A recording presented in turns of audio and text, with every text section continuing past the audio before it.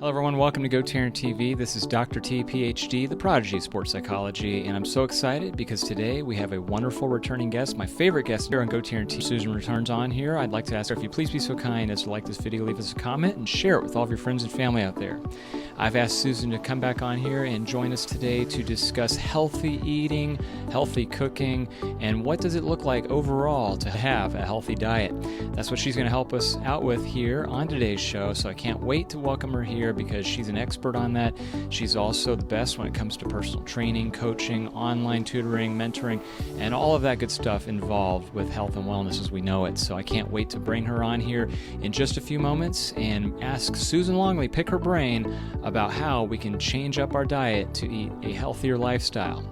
That's what it's all about. So we'll be right back with Susan, and I want to remind everyone out there that with GoTarryn Health Fitness, it's your time, it's your investment, it's your life. We'll be right back.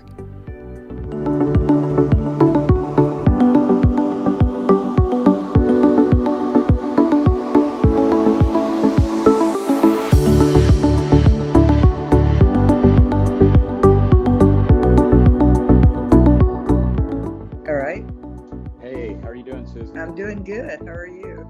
Good, thank you. I'm actually over here at the Family Life Center. It's Tom, Tom at the front desk. It's his birthday today.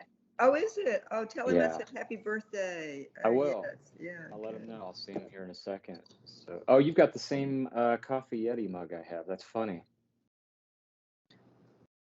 It's very handy. Goes in the car. Goes with me. Fits in my Keurig. Yeah, absolutely. I'm the same way. I have to have that first thing in the morning. But so I guess we could chat about cooking as a topic today. I thought that would be very interesting. That was a good idea. Okay. You're an expert on that for sure, as far as I love cooking. Yeah, certainly. Yeah. So I guess that could be the first question, kind of jumping into it. Obviously healthy cooking, but also making sure that it tastes good and it's flavorful, delicious, and all that good stuff. So what's your whole kind of conception? Well, what I've been working on recently is helping seniors who often need to cook for one person. Oh, and okay. For a lot of people, it's hard to get your energy up to cook for one person. Definitely. So they tend to go out or order out or take out or. So I want to encourage people to do healthy cooking at home, and I'm actually starting a series that I'd like to talk about on my Patreon. Oh, cool. With cooking for one or two, or I think I'll say cooking for two, because either it's it may be a senior couple, or it could be you can usually cook. You can almost everything you cook you can put in the refrigerator and have a couple of days later. So it's like cooking for two, putting one away, or sharing one, and 5 ingredients or less.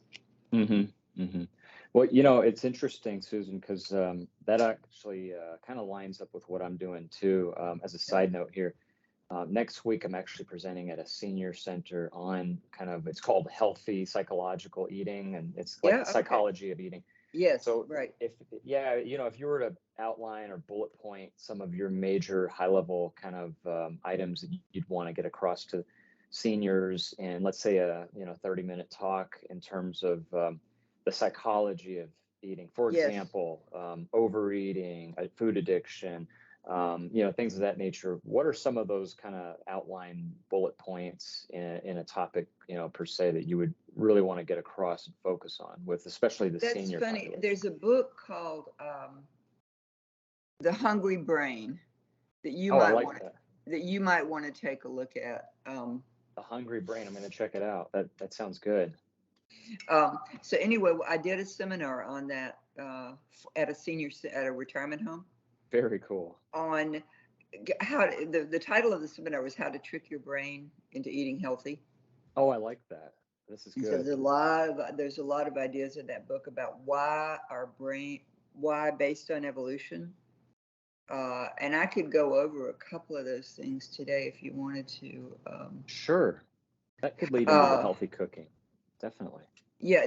Well, the whole thing is how our brain has evolved to want to eat sweet and fat foods. And it's not our fault that that's what we crave. It's because we wouldn't be here if we hadn't evolved to crave that stuff. Because up until 1950, it was really critical that we did crave that stuff. So now it's changed, and we have to trick our brains into eating what we should eat because there's so much available.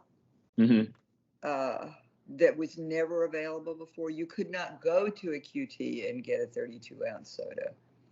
You could not buy a Big Mac or a Bloomin' Onion. They were just not there. There was no way to get them. And now they're like everywhere. Yeah.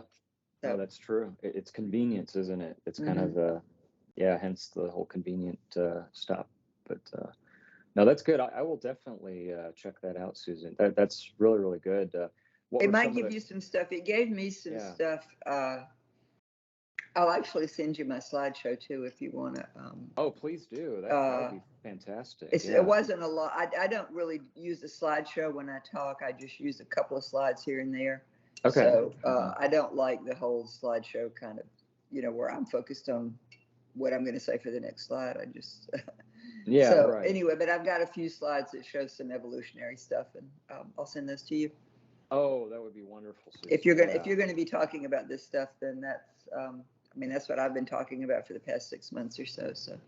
Oh, that's tremendous. Yeah. No, I appreciate that. Yeah. But if you could tell people, and when you do that, if you could tell people about my Patreon series, I've got 3 recipes up there right now, but I'm going to revamp it. I've got a sidekick. A friend of mine that has this awesome wit. And so we're going to do it together, and she's not going to do anything about it. I'm going to do all the instruction on how to cook, but she's going to do like comments and questions and, asides and stuff like that. And she's real good at that. So I'm going to revamp it and do it with her. Yeah, no, that's tremendous. Yeah, that would be great. I'll make sure to embed those links. If you send those to me for your Patreon, I'll put them on the slideshow to share. That'd be great. What are maybe 2 to 3 of the most important things just that come to the top of your head from maybe that presentation or that book, in the past 6 months of just kind of studying? What are some of the ones that highlight that you could think of that are very critical? One is to remember that your brain evolved to seek out sugar and fat. And that's what it does. And the aromas and the taste and even just the thoughts, there's hormones that support those cravings. And just remember that that's happening inside of you all the time. And there's nothing that you can do about that. That you have, and that willpower isn't enough. So actually you have to modify your environment to help you not eat those things. Okay. So I'd like to talk a little bit about some of the ways that you can do that. Yeah. One of the things that I did at my presentation is I had a friend of mine come with me, and she did a cooking demo. We have a kitchen. Cool. We have a kitchen there, and so she did a cooking demo and showed, and then we ate lunch.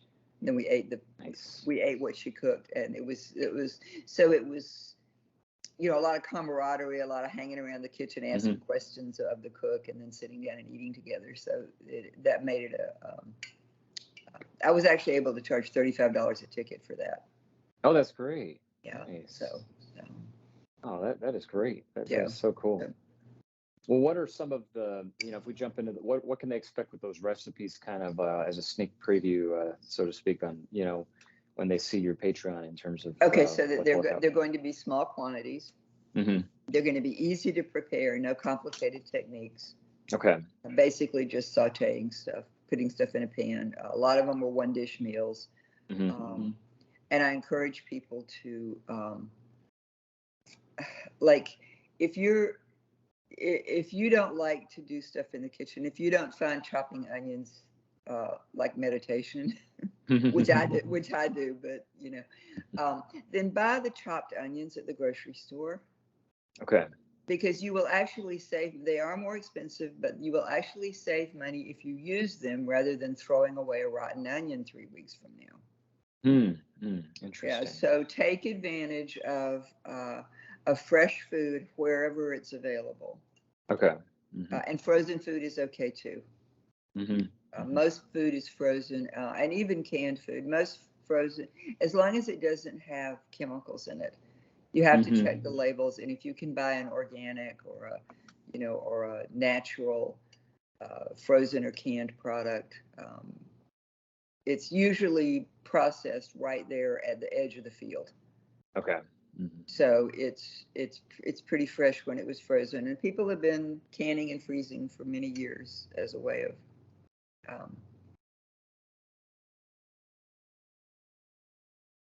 as a way of preserving their food. So we need to do that. So yeah, certainly. Yeah, Susan, that's a good point too. You speak of the processing and preservatives, and in the news lately too, to no surprise, there's been a lot of controversy of some things, the pesticides, like for example, Roundup. Right. What's your thoughts? That does seem pretty serious, isn't it? In terms of there was an article in the New York Times a couple of weeks ago that said that there is evidence that people that have a diet that's high in processed foods, and that just means foods that are processed with chemicals rather than natural organic foods, have a higher incidence of diabetes, cancer. No, it was cancer and Alzheimer's. Oh, wow. And they don't know why. They don't know what the link is. They don't know what it is. It's just a correlation. Wow. So, but I talked about that at my seminar, and I said, and the food industry just, of course, totally, and that's the other thing. The food industry totally debunks all of these ideas that maybe processed foods or high sugar fat foods are not good for you. And the analogy that I see is like the tobacco companies fought the ideas that cigarettes cause lung cancer. That's a good point. Years good analogy. and years and years, and they did their own research, and they published their research, and they debunked other research, and they fought it, in the media. And that's what the food companies are doing today. So, yes, there's only a correlation, and no, we have no idea why it works. Why there's that correlation. But for me, I'm going to eat clean. Yeah. Because I don't want Alzheimer's, and I don't want cancer. So if there's anything that I can do to keep myself healthy, I don't really care. I mean, I guess they'll figure it out. Maybe in 50 or 60 years, they might, get all the studies together to explain why that is so. But, I won't be here in 50 or 60 years. So. But you're right. Susan, there's something there. I mean, that's amazing. I mean, the correlation, albeit aside, that just people would think that, naturally you want to avoid all these toxins and additives and, things that they're putting in our food. And you just almost can't really trust also going out to eat and dine at a restaurant. That's true. That's true, because the restaurants are using all of that. They're using those foods. Sure. In their ingredients, unless you're going to a really high-end organic, Sunflower Cafe or something like that. No, that's a good point. You're not getting, and it is expensive, but to me, that's an investment that I really want to make. Yeah. So yeah, it's expensive, but so is cancer. Oh gosh, yeah, Right. Absolutely. What's our health worth? It's like any of these companies want to increase their profit margins, so of course they're probably going to most likely use some of the most readily available, cheapest, quickest, the cheapest stuff, right, absolutely, with the most chemicals. And restaurants operate on an incredibly thin profit margin. Yes, so they are always looking to cut costs. So especially since what we've been through the last 3 to 4 years. I mean, no question about it. They have to make up for losses with this pandemic, don't they? Yeah. Very, very true. So when you're cooking, Susan, what does your kitchen kind of look like if you lay out like the oils and the what is your kind of ingredients for your go-tos that you pretty much like as common staples? Okay, so oils, I use coconut oil sometimes, mostly for Asian cooking, but not heavily. Biggest staple is olive oil. I also use avocado oil because it has a very high smoke point. So you can cook hotter with avocado oil than you can with olive oil. So interesting. Okay. If I need to if I need to do that, I can use the avocado. So those are my 3 oils. Huh. And then I use organic spices. My pantry's got all organic spices. Mm-hmm. And I buy stuff without preservatives. Like I made some corn muffins last night, and I used a non-GMO corn that I buy online. And I used a organic. I don't know if it's organic or not. It's a baking powder from Bob's Red Mill, and that's that's a company that I really trust for grains and baking products. So they have a baking powder and then a baking soda and salt. That's really all there is to that. I'm not a stickler for bad fats. I don't avoid them like the plague. So I did put a couple of tablespoons of bacon grease in my corn muffins because that's the flavor that I'm used to from my childhood. But I made 24 muffins, so I put 2 tablespoons that got distributed among 24 muffins. So I figured that's not too bad, but it does help the flavor a lot. Then what I did is I used the avocado oil in the pan. I just mixed the bacon grease with the muffins, with the batter. But then when I was at home, when my mom showed me to make cornbread the first time, of course you put the bacon grease in the pan and then you basically fry the bread in the bacon grease. But I switched to avocado oil for the pan and just put the bacon grease in the muffins. So there's just a little taste of it. But that's another way to, you can't beat yourself up and make yourself eat stuff that you don't like. You've got to find some recipes that you like and that you enjoy and that are healthy. You might have to give up some things that you're used to having, but you can find really good stuff to replace it with, or you can modify recipes so that you're eating stuff that you like. Yeah. And I have some canned tomatoes. I have organic canned tomatoes.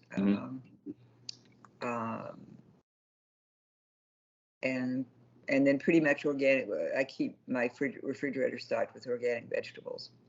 Okay. Like I was at Whole Foods the other day, and I got some organic broccoli, some kale, carrots, celery, onions.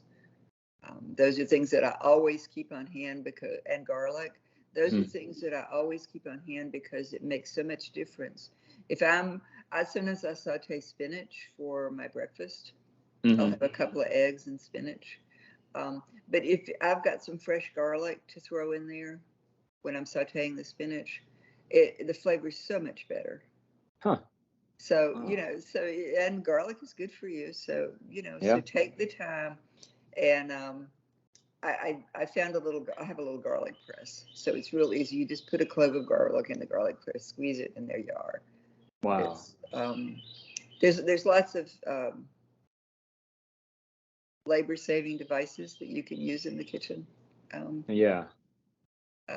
immersion blender is something that I use on a regular basis. Because you're making, like I made some asparagus soup the other day. So, which there's a recipe. I used a recipe for vegan asparagus soup, but I did add a little bit of half and half. I buy grass-fed half and half, organic and grass-fed.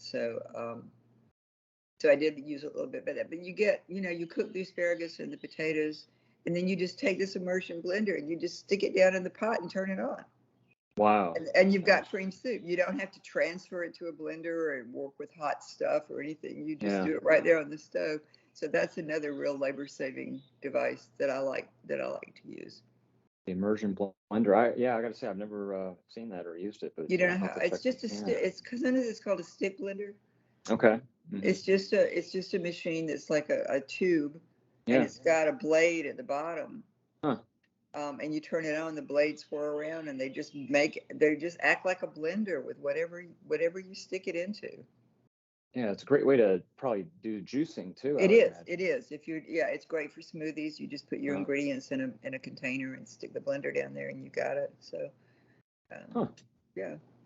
Wow, that's great. Well, Susan, what about? I don't know if we ever touched on this, but things like your essential fish oils or flaxseed. Do you put any, thought into that, or what's the? I do take a fish oil supplement Uh-huh. Mm-hmm. every day. Yeah. I just feel like that it's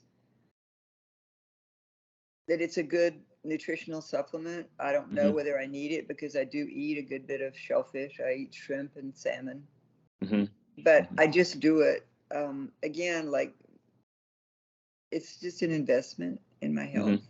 So there are some other supplements that I take. I do take vitamin D Mm-hmm. and Mm-hmm. and vitamin K too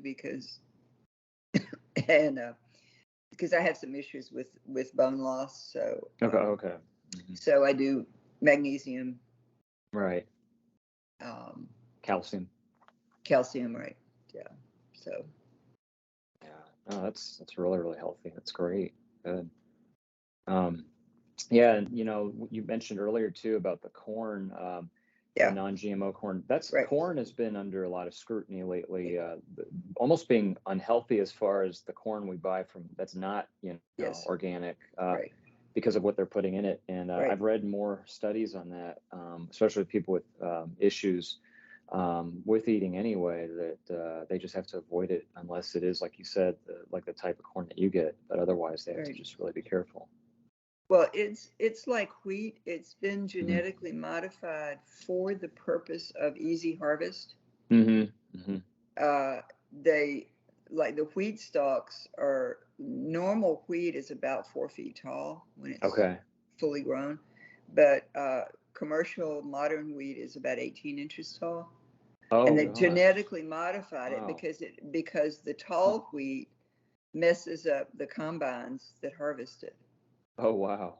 So Wow. they needed for it to be shorter to build the right, to fit the machine. So they genetically engineered the corn the wheat to fit the machine. I don't know about corn, but I know that corn is one of those commodity crops. Um, Mm-hmm. Mm-hmm. and, um, and it's like just thinking about about how things are naturally when I was talking about evolution and, you Yeah. know, what, what we naturally eat. Like, even at Whole Foods, their pork section, they have Mm-hmm. all this pork that they says this is vegetarian fed pork.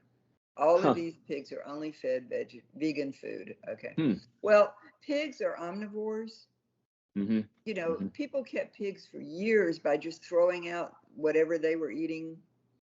Pigs eat meat Mm-hmm. and grains and greens and Anything, pretty much. Yeah. pigs eat anything, and Mm-hmm. that's their natural diet. So to limit a pig to a vegan diet is not to raise a normal pig. Mm-hmm. So I don't know anything about the science behind that, but I tend to look for natural things. So, and most people, it's kind of hard to keep a pig in your backyard. My landlord keeps chickens. Oh, cool. And when I moved I live in an apartment a garage apartment, so I'm pretty close to my landlord and landlady. So when I Mm-hmm. moved in, I said, can I do composting? And they said, well, we've got these chickens, so why don't you just throw your scraps to them, and then we'll give you some eggs. Oh So wow. that's how I compost my scraps, is I give them to the chickens, and they do the composting for me. So. Oh, that's wonderful. So it is wonderful. Oh, And then I get eggs, every week I get, at least a dozen eggs. So, oh, that's a great trade-off. yeah. Wow, what a deal. So, and Oh, and it's fun to feed them because they always look forward to you coming down with scraps. It makes them wow, happy. Makes them happy. They're happy chickens. So I'm sure they give you good eggs. yeah, and there's Yeah. And nothing people better do than argue fresh that. They eggs. say, are the animals well cared for? Mm-hmm. Uh, Obviously, so grass fed, the beef that, I visited a farm in South Georgia called White Oak Pastures Mm-hmm. that sells grass-fed meat, Oh, okay. um, even chicken, which is really problematic. It's hard to keep a chicken in a pasture and safe from hawks and predators. Mm-hmm. So they actually have a herd of dogs that manages the chickens. Wow. and keeps the flock together and keeps the predators away. So, but it's very expensive. So it ends up being like $12 a pound chicken. But anyway, they have grass-fed meat, and you can't order from them. It's called White Oak Pastures. It's in Bluffton, Georgia. But but their beef.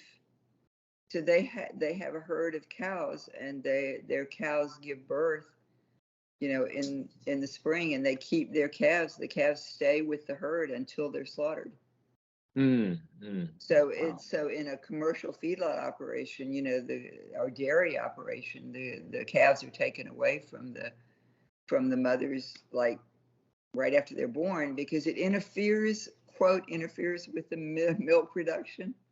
To feed a calf, Sure. I thought that was the purpose of milk productions, but anyway. Yeah.